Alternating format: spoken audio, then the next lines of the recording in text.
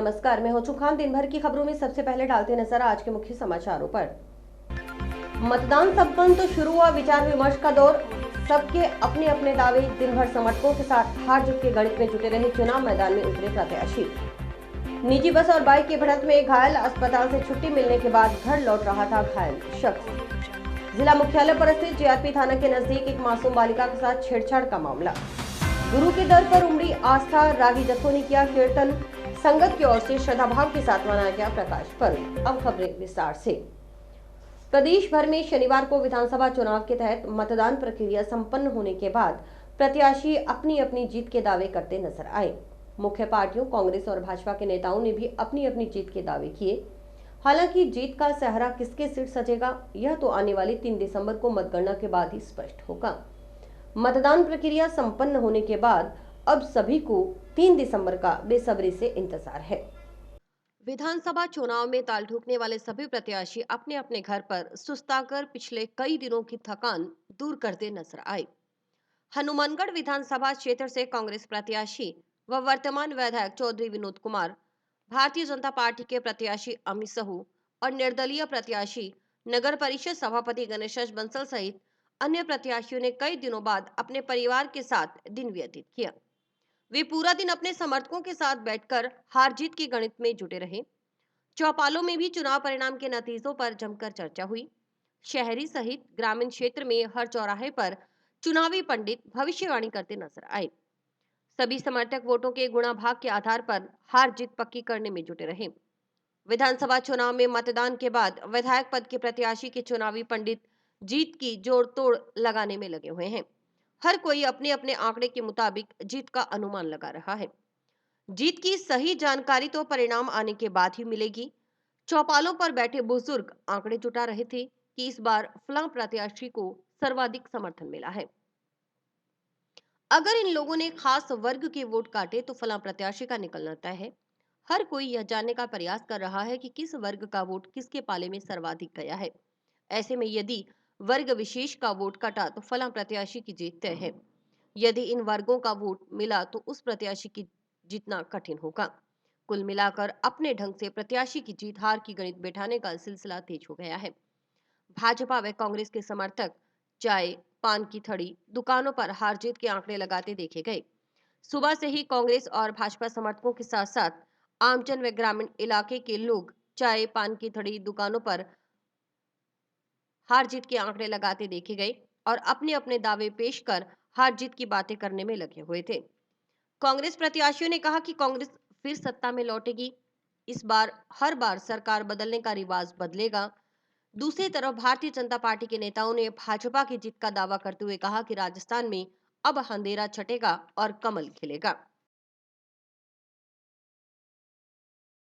अभी तो सभी कार्यकर्ताओं से मिलना जुलना चल रहा है। सभी मेरे परिवार के सदस्य हैं और परिवार के सदस्य हैं अपनी जो उनका एक्सपीरियंस था चुनाव के दौरान वो आ रहे हैं, बता रहे हैं और सब लोगों में उत्साह भी। नतीजे तो हम लोग सभी कार्यकर्ताओं ने जिस दिन फॉर्म भरा था उसी दिन तय कर दिए थे और थोड़ी बहुत जो कसर थी वो 25 तारीख को मतदान के दिन बड़े उत्साह के साथ एक एक जो मेरा परिवार के सदस्य कार्यकर्ता साथी हैं उन्होंने अमित साहू बन के डॉक्टर राम प्रताप बन के जो काम किया, निश्चित तौर पे नतीजे स्पष्ट हैं और 3 तारीख को हम सब लोग प्रदेश में भारतीय जनता पार्टी की सरकार बनाएंगे और हनुमानगढ़ में कमल खिलाएंगे। चुनाव जो है बहुत ही शांतिपूर्ण हो गए और कौन किसके पक्ष में वोट दिया है वो तो किसी को पहले पता नहीं चल सकता। आज के दिन तो 3 तारीख से पहले तो कोई नहीं हारना चाहता। सभी कहते हैं हमारी पोजीशन ठीक है। जितने 3 कैंडिडेट है जीतने वाले तो तीनों कहते हैं हम तो हिसाब लगा के जीत रहे हैं और 3 तारीख को निर्णय होगा और मुझे तो ऐसा लगता है कि कांग्रेस के पक्ष में होगा क्योंकि लोगों का आम लोगों की धारणा थी। महिलाओं ने खूब वोट दिया है। जो गरीब तबका है उसने भी कांग्रेस को वोट दिया है क्योंकि वो कह रहे हैं कि कांग्रेस की जो स्कीमें बहुत अच्छी हैं, हमें उसका बड़ा फायदा मिल रहा है। तो मैं तो यही समझता हूँ कि कांग्रेस राजस्थान के अंदर दोबारा कांग्रेस पार्टी रिपीट करेगी और बहुत ज्यादा आश्चर्यजनक रिजल्ट आएंगे और सभी जगह कांग्रेस जीतेगी। जिले की 5 सीटों के लिए 82.52% मतदान के बाद परिणामों को लेकर अटकलों का बाजार गर्म है। कमोवेश सभी उम्मीदवार अपने समर्थकों के फीडबैक रूपी सूत्र से वोटों का गणित सुलझाते नजर आए। काबिले गौर है कि नौहर और भादरा में पिछले साल की तुलना में मतदान करने वालों की तादाद में बढ़ोतरी हुई। नौहर में इस बार 84.2% मतदान हुआ, जबकि पिछले चुनाव में महज 81.45% मतदान हुआ था। 3% वोट बढ़ना सत्ता पक्ष के लिए प्रतिकूल माना जाता है। वहीं भादरा में भी पिछले चुनाव में महज 80.50% मतदान हुआ था, जो इस बार बढ़कर 82.47% हो गया, यानी 2% वोट ज्यादा। ऐसे में भादरा में निवर्तमान विधायक के लिए खतरा माना जा रहा है। हनुमानगढ़ में पिछले चुनाव में 83.20% वोट पड़े, जो अब घटकर 80.7% रह गए। वहीं पीलीबंगा और संगरिया में भी मतदान के प्रति अरुचि देखी गई। पीलीबंगा में पिछले चुनाव में 84.60% वोट पड़े थे, जो इस बार घटकर 82.54% रह गए, यानी 2% की कमी दर्ज की गई।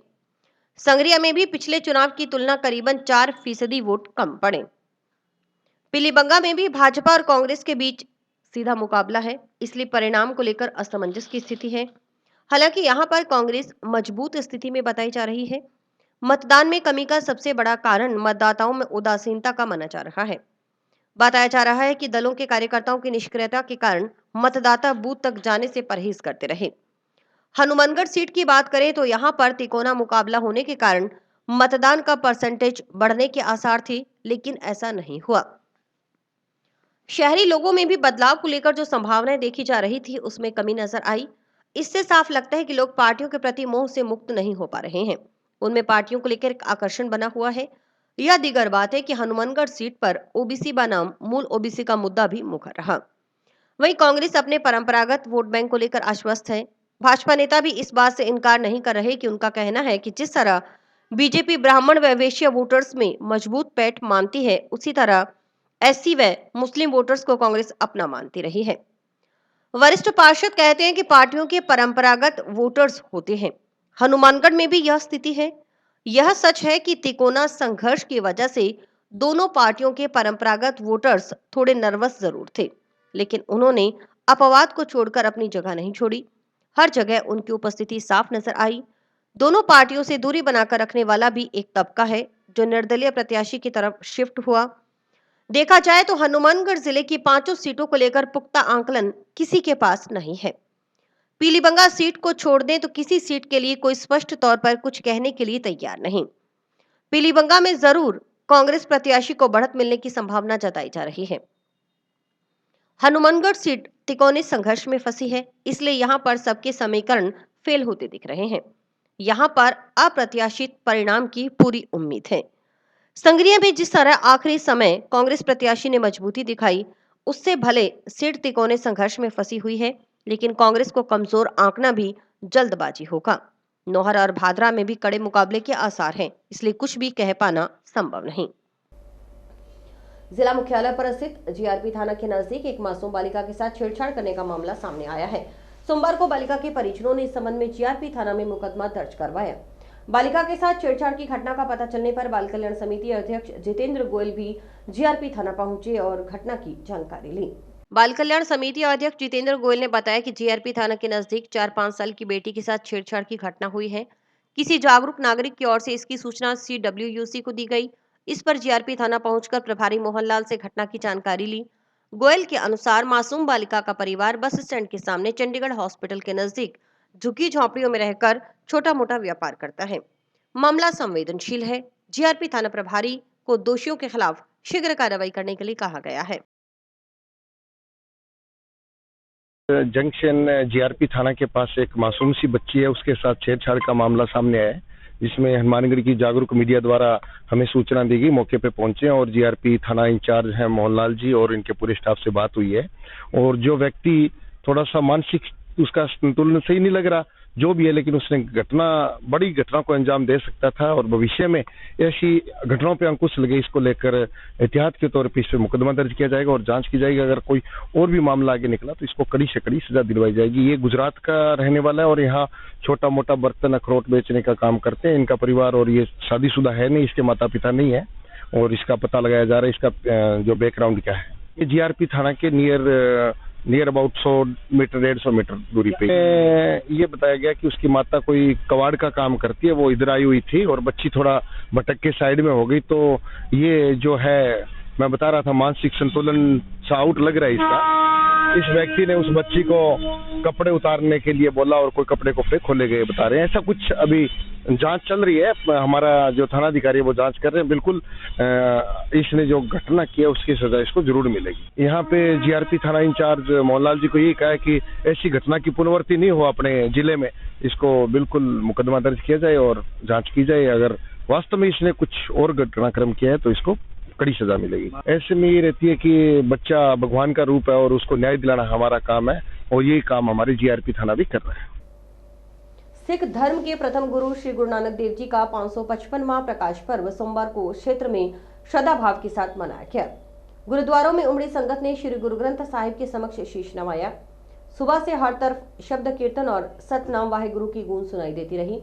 गुरु पर्व पर उत्साह और श्रद्धा के साथ गुरुद्वारों में सुबह से ही गुरु के चरणों में हाजिरी लगाने के लिए संगत के आने का सिलसिला शुरू हो गया। गुरुद्वारों में प्रकाश पर्व के उपलक्ष्य में चल रहे श्री अखंड पाठ के भोग डाले गए। क्षेत्र की सुख समृद्धि व खुशहाली के लिए अरदास की गई। सुबह से ही शब्द कीर्तन का दौर शुरू हो गया। हजूरी रागी और डाडी जत्थों ने गुरुवाणी व कीर्तन किया और संगत को गुरु के इतिहास से जोड़ा।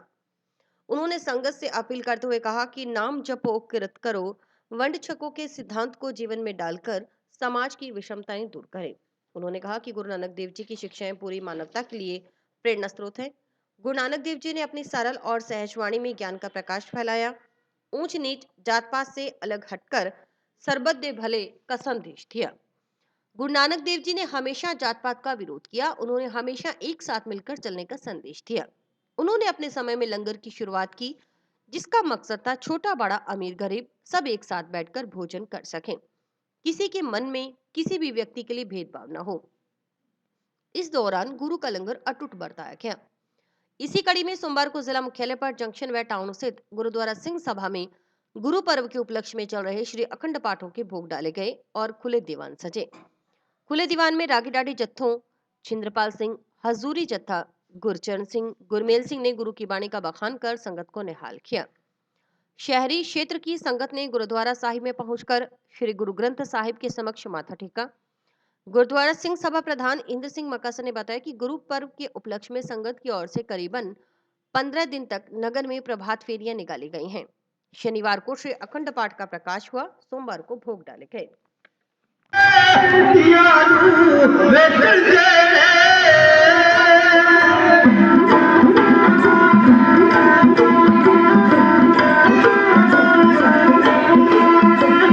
लगी जब खबर वीर ना सवर कर जाके सी बापू ने कर कमाया मैं तू भी आके सी पसवा दे बाग तोड़िया मेरा मन पाके सी बाबल रे शर्मला मंदी मेरा मन पांदे दे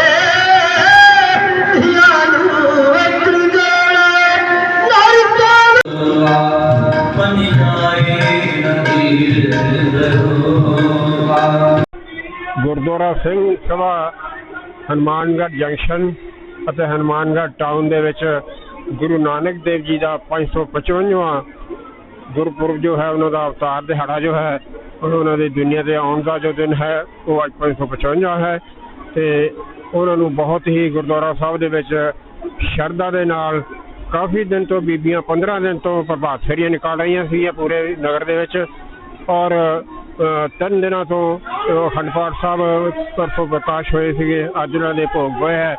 ਉਸ ਤੋਂ ਉਪਰੰਤ ਬਾਹਰੋਂ ਆਏ ਹੋਏ ਰਾਗੀ ਢਾਡੀ ਵਿਦਵਾਨ ਹੋਰ ਕਥਾਵਾਚਕ ਜਿਨ੍ਹਾਂ ਨੇ ਗੁਰੂ ਸਾਹਿਬ ਦੀ ਮਹਿਮਾ ਔਰ ਉਹਨਾਂ ਦੇ ਉਪਦੇਸ਼ ਸਾਨੂੰ ਸਾਰੀਆਂ ਸੰਗਤਾਂ ਨੂੰ ਸੁਣਾ ਕੇ ਨਿਹਾਲ ਕਰ ਰਹੇ ਆ ਔਰ 10 ਵਜੇ ਤੋਂ ਲੈ ਕੇ लगातार जो गुरु प्रथा है वो लंगर चल रहा है गुरु का और जो शाम तक लगातार चलता रहेगा।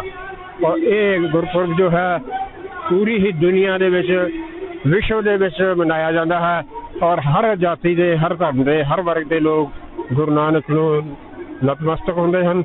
तो ऐसे महान गुरु ਨੂੰ ਬਾਰ-ਬਾਰ ਪ੍ਰਣਾਮ, ਉਹਨਾਂ ਨੂੰ ਜਿੰਨੀ ਨਮਸਕਾਰ ਕੀਤੀ ਜਾਵੇ, ਜਿੰਨਾ ਸਿਰ ਨਵਾਇਆ ਜਾਵੇ ਉਹਨਾਂ ਹੀ ਘੱਟ ਹੈ। प्रथम पातशाह गुरु नानक देव जी ने ਇੱਕੋ ਹੀ ਗੱਲ ਦੱਸੀ ਹੈ, ਵੰਡ ਛਕੋ, ਆਪਸੀ ਭਾਈਚਾਰੇ ਵਾਸਤੇ ਦੱਸਿਆ ਹੈ। ਅੱਜ ਉਹਨਾਂ ਦਾ 555ਵਾਂ जन्म दिहाड़ा मनाया जा रहा है।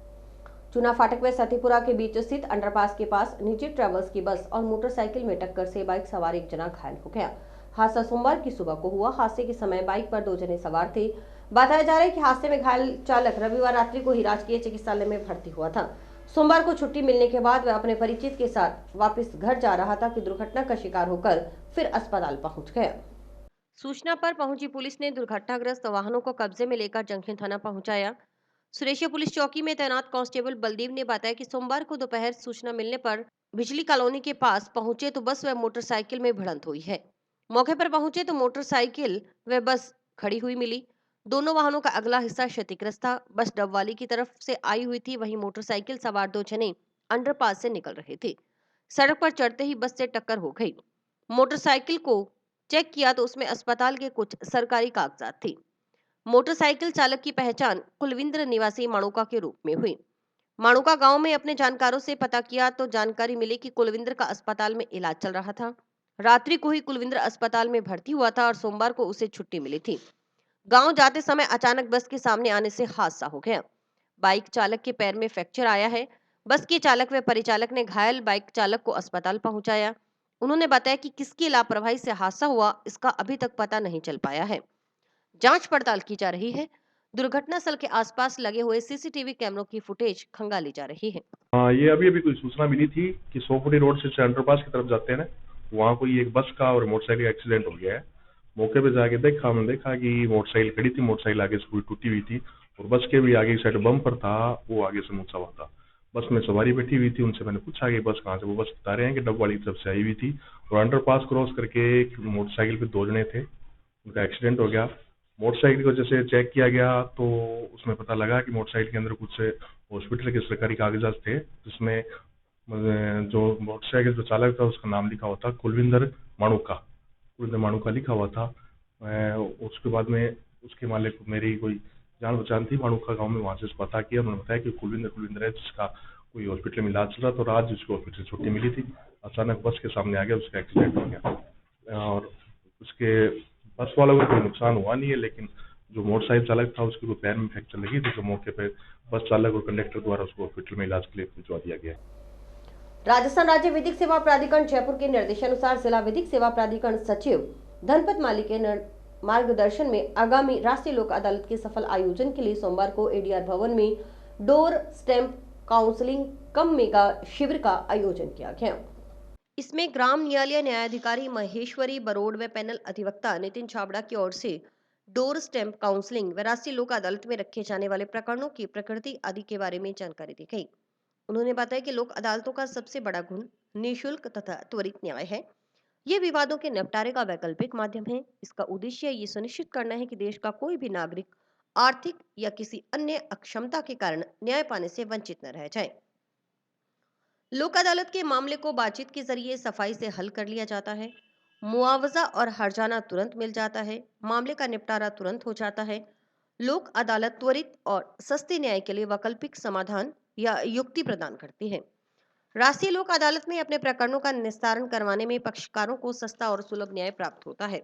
उन्होंने बताया कि डोर स्टैंप काउंसलिंग में न्यायालयों में लंबित प्रकरणों को चिन्हित कर पक्षकारों के मध्य समझाइश करवाई जाती है। डोर स्टैंप काउंसलिंग में विभिन्न विभागों के लाभों का वितरण भी मौके पर कर दिया जाता है। इसके अंदर एक कॉन्सेप्ट निकल कर आया हुआ है लोक अदालत के बारे में आप सबको पता होगा, सबको जानकारी है नहीं लोक अदालत के बारे में। सिंपल सी बात है, लोक अदालत जो पुराने टाइम में ग्राम पंचायत वगैरह जो लोग बिठाकर आपस में फैसले करवाते थे समझाई से फैसले, उसी कॉन्सेप्ट को लेकर के कानून में इसका प्रावधान किया गया है। लोक अदालत कैसे दवाई नहीं चले, कोई भी बीमारी है खाली दवाई लेते रहे इससे काम नहीं चलता। लंबा के लंबी बीमारी एक से एक बढ़ती रहती है, बीमारी का जो इलाज है उधर से होना चाहिए। लोक अदालत के अंदर जो भी फैसला होगा या जो भी निस्तारण होता है दोनों पक्षकारों की सहमति से हो जाता है। दोनों पक्षकार एक नतीजे पर खुद पहुंच जाते हैं कि हमें ये मंजूर है, उस पर कोर्ट जो है वो मोहर लगा देती है। तो समस्या का जो है जड़ से निस्तारण करने के लिए और केसेस का जो है फाइनल डिसीजन करने के लिए जो है लोक अदालत का कॉन्सेप्ट है। छोटी कोर्ट से केस शुरू होता है, उसके बाद दोनों पक्षों में से कोई हारता है, कोई जीतता है, एक अपील करता है, वहाँ एक के फेवर में दूसरी अपील करता है। मान लो एक मजिस्ट्रेट कोर्ट से केस शुरू हुआ, मजिस्ट्रेट के बाद session court, DJ court, DJ के बाद high court, single bench, double bench, supreme court, एक बहुत ही एक लेंथी प्रोसेस चला जाता है और केस का जो है वो निस्तारण नहीं हो पाता, केस जो है बहुत लंबे तक चलता है। कुछ ऐसे मामले भी हैं जिनमें लोक अदालत में फैसले नहीं हो पाते, निस्तारण राजीनामा के थ्रू नहीं हो पाता, परंतु जो राजीनामा योग्य मामले हैं उनको जो है ज़्यादा से ज़्यादा लोक अदालत में निस्तारण किया जाए। कानून भी ये कह रहा है, सरकार भी इस तरफ है। जंक्शन थाना की सेक्टर 6 में नाना के पास रहने वाले 16 वर्षीय बालक ने फांसी के फंदे पर लटककर अपनी जीवन लीला समाप्त कर ली। आत्महत्या के कारण अज्ञात हैं। जंक्शन थाना पुलिस मृतक बालक के नाना की रिपोर्ट के आधार पर मर्ग दर्ज कर आत्महत्या के कारणों की जांच में जुटी है। अभी तक की जांच में आत्महत्या के कारणों का पता नहीं चल पाया है, जांच जारी है। मृतक गुरमन सिंह के नाना परिवार में नाना जी ने रिपोर्ट थाना में पेश कर मर्ग दर्ज करवाई है कि मृतक गुरमन सिंह पुत्र स्वर्गीय सतनाम सिंह जगसिक, उम्र करीब 16 साल, निवासी सिलवाला खुर्द, हाल सेक्टर नंबर 6 हनुमानगढ़ जंक्शन यहाँ रहते थे, जो कल शाम को करीब 4:30-5 बजे के बीच में अपने नाना जी के निवास स्थान पर ही कमरे में पंखे के साथ फांसी का फंदा बनाकर लटक कर अपनी आत्मलीला समाप्त कर दी है, जिस पर परिवादी नाना गुरनाम सिंह द्वारा रिपोर्ट पेश करने पर मर्ग दर्ज कर मृत थाना 58/2023 में दर्ज कर जांच शुरू की व लाश मृतक गुरमन सिंह की श्रीमान अमजद साहब से पोस्टमार्टम करवाया कर अंतिम संस्कार हेतु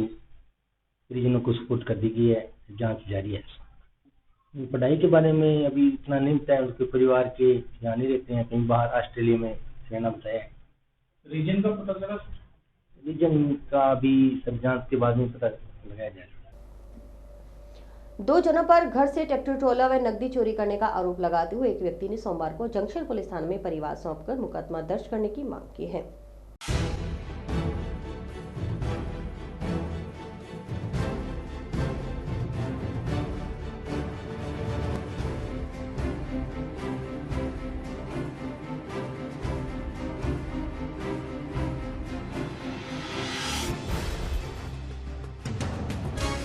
अमरजीत सिंह है मेरा नाम जी। मेरा ट्रैक्टर बाहरले पासे खड़ा सी डैट दे कोल, डैट रोड दे उत्थों चोरी हो गया गा ट्राला समेत। ते मैं बाद चौकी च आके एप्लीकेशन दे गया सीगा, 4 दिन हो गए चौकी च एप्लीकेशन दित्ती नूं। उस तो बाद अजे तक मेरी कोई भी सुनाई नहीं होईगी। ते मेरे कोर्ट दे विच खाली चैक आ, उहदे उत्ते लिखिया साइन करे हुए आ, ਉਹ कढाउणे सीगे किस्त भरन वास्ते पैसे। ਤੇ ਅਸੀਂ ਪਲਾਟ ਲਿਖਾਉਣ ਗਏ ਸੀਗੇ ਕਚਹਿਰੀ 'ਚ, ਤੇ ਮਗਰੋਂ ਉਹ ਲੈ ਕੇ ਫਰਾਰ ਹੋ ਗਿਆ ਟਰੈਕਟਰ। ਤੇ ਟਰੈਕਟਰ ਵਾਲੀ ਚਾਬੀ ਮੇਰੇ ਕੋਲ ਆ, ਤੇ ਉਹ ਸਿੱਧੀ ਚਾਬੀ ਲਾ ਕੇ ਨਾ ਲੋਹਾ ਲਾ ਕੇ ਤੇ ਉਹ ਲੈ ਕੇ ਗਿਆ ਗਾ। ਦੇਖ ਲਓ ਚਾਬੀ ਵਾਲੀ। ਕੋਈ ਸੀਸੀਟੀਵੀ ਆਇਆ? ਸੀਸੀਟੀਵੀ ਚੈੱਕ ਨਹੀਂ ਕਰੇਗੇ, ਵੋਟਾਂ ਦੇ ਕਾਰਨ ਇਹਦੇ ਕਾਰਨ ਜੀ। नहीं जी, अभी तक कोई सुनाई नहीं। जिला स्तरीय फुटबॉल प्रतियोगिता का आयोजन नोहर के बालकृष्ण बिहानी स्टेडियम में हो रहा है। प्रतियोगिता का उद्घाटन सोमवार को विधिवत रूप से हुआ। उद्घाटन समारोह की अध्यक्षता जिला फुटबॉल संघ की सचिव शशिकांत शर्मा ने की।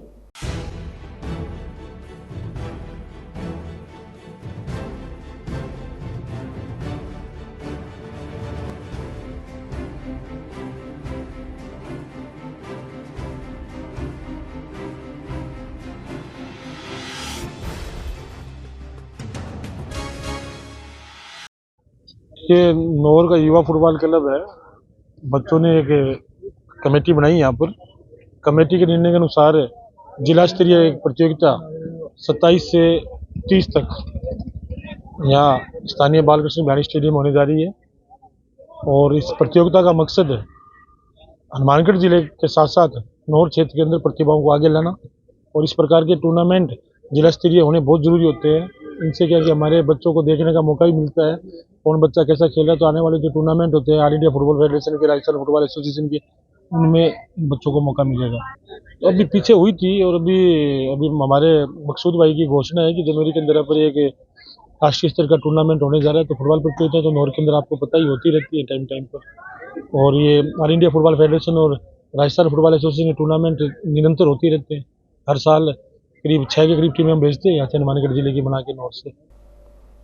माता आश्रम फाउंडेशन के निदेशक आकाश नायक की बेटी के जन्मदिन के उपलक्ष्य में पौधरोपण कार्यक्रम रखा गया। इस मौके पर एक नई एनजीओ की शुरुआत करते हुए पेड़ बचाओ सांस बचाओ एनजीओ की शुभारंभ किया गया।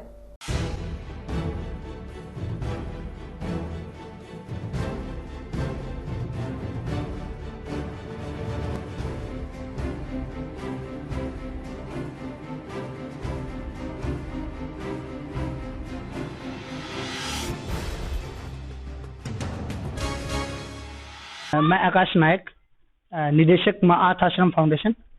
आज मेरी बच्ची का जन्मदिन था। आज बच्ची के जन्मदिन के उपलक्ष्य में हमने एक नई संस्था का आज रजिस्ट्रेशन करवाया है, जिसका नाम है पेड़ बचाओ सांसें बचाओ। इससे हमारा ये उद्देश्य रहेगा कि अभी क्या है, हनुमानगढ़ में थोड़े दिन पहले देखा गया कि पोल्यूशन का बहुत ज़्यादा लेवल था हाई, और हमारा प्रयास ये है कि जितने ज़्यादा पेड़ हो उतने ज़्यादा पेड़ लगाकर पोल्यूशन को कम करने का प्रयास किया जाए और शहर को पोल्यूशन मुक्त कर स्वच्छ हवा का विकास किया जाए। हमारा आज जो हमारी नई संस्था का रजिस्ट्रेशन करवाया है पेड़ बचाओ सांसें बचाओ, उससे हमारी यह प्लानिंग है कि हम रोज एक पेड़ लगाएंगे और ज़्यादा से ज़्यादा मेंबरों को ऐड करने का प्रयास करेंगे।